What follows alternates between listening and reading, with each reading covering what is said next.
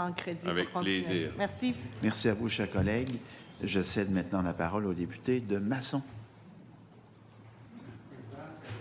Intervenir dans ce bloc. Et un peu plus que ça, on va terminer vers 19 h. Oui. À peu près 2 heures, un peu moins. Monsieur le député de Masson. Mon horloge interne me dit 1 heure. OK. Monsieur le ministre, je compatise. Bon, écoutez, je vais aller à la section 2.3 du budget, là, qui est à la page C36, là, où on va parler de loisirs et de sport et de tourisme ensemble un peu, si vous me permettez, Monsieur le ministre. Donc, justement, à la page C36, là, vous déclinez 3 mesures là, pour un total de 271,2 millions, soit des mesures pour développer et maintenir des infrastructures récréatives, sportives et de plein air, pour soutenir la pratique du loisir chez les personnes handicapées, ainsi que soutenir le sport en milieu étudiant et développer l'excellence sportive québécoise. On va pouvoir en parler en long et en large, là, sans souci. C'est sûr qu'avec le beau temps qui se pointe le bout du nez, puis tout le monde qui recommence à vouloir aller jouer à l'extérieur, bon, bien qu'on a des installations sportives et récréatives intérieures, mais somme toute, il y a davantage d'installations d'accès à la nature, comme on aime bien mentionner ici. En fait, je peux penser, nous autres, dernièrement, dans les derniers appels à projets là, du programme PAFIR-SPA, parce que vous avez fait l'annonce justement dans l'actuel budget d'une enveloppe financière de 300 millions de dollars prévue dans le budget pour financer des programmes avec le PAFIR-SPA. Mais tu sais, nous, on a quand même eu la chance dans la Naudière d'avoir plusieurs projets, là, que ce soit des... Puis c'est pas nécessairement des projets d'envergure, c'est des petites sommes qui sont allouées à plusieurs municipalités. Mais ça a quand même permis d'avoir des patinoires, des terrains synthétiques, de faire le réaménagement de certains parcs dans plusieurs municipalités, avoir des terrains de balle, avoir des terrains de tennis, même l'aménagement d'une cour d'école, des piscines dans des camps. Je vous l'ai dit, en fait, c'est pas... Ici, on parle d'une piscine extérieure, là. Bref, tu sais, c'est quand même plusieurs projets qui ont été faits de ce côté-là. Et là, c'est sûr qu'on a quand même plusieurs infrastructures sportives et récréatives là, qui vont avoir besoin de travaux pour garantir leur durabilité puis faire en sorte qu'on puisse pouvoir continuer d'utiliser ces belles installations-là ou avoir de l'élargissement des installations, avoir, si on veut, un meilleur accès à des installations sportives et récréatives. Puis ça permet quand même, tu sais, vite comme ça, d'encourager la cohésion. Ça fait en sorte qu'on peut favoriser la santé physique et mentale pour les jeunes et les moins jeunes.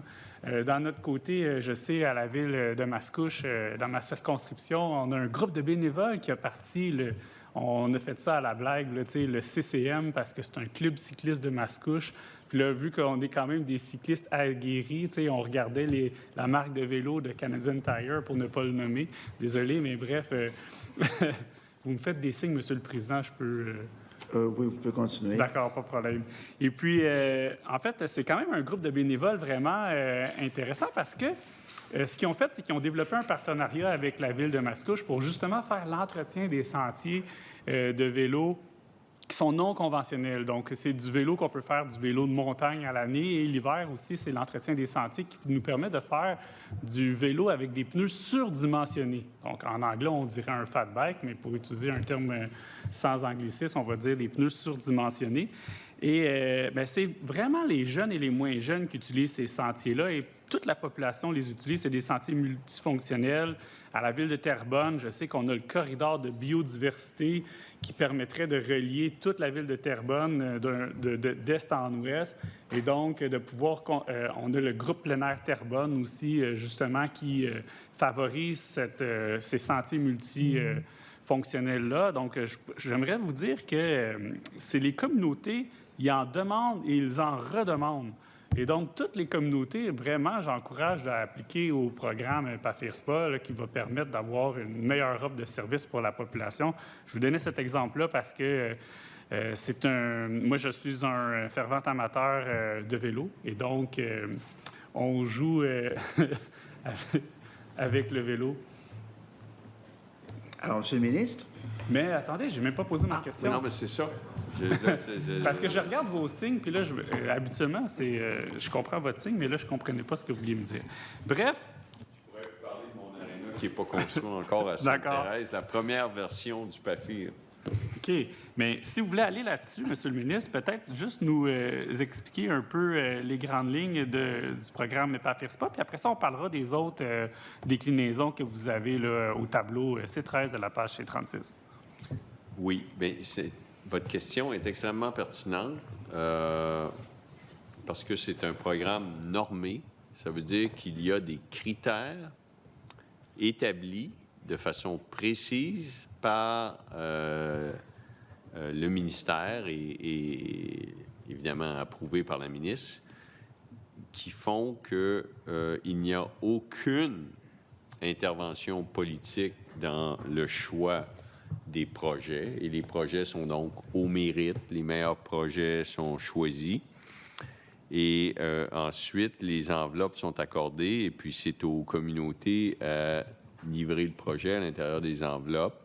Et puis, il y a eu, dans le budget 24-25, il y a eu des sommes supplémentaires pour les dépassements de coûts, étant donné qu'on a vécu une période d'inflation. Alors voilà, c'est tout ce que j'avais à dire sur ce programme. Non. Merci. Alors, à ce stade-ci, avec le consentement de l'opposition, nous allons brièvement suspendre nos travaux. Consentement? Suspension.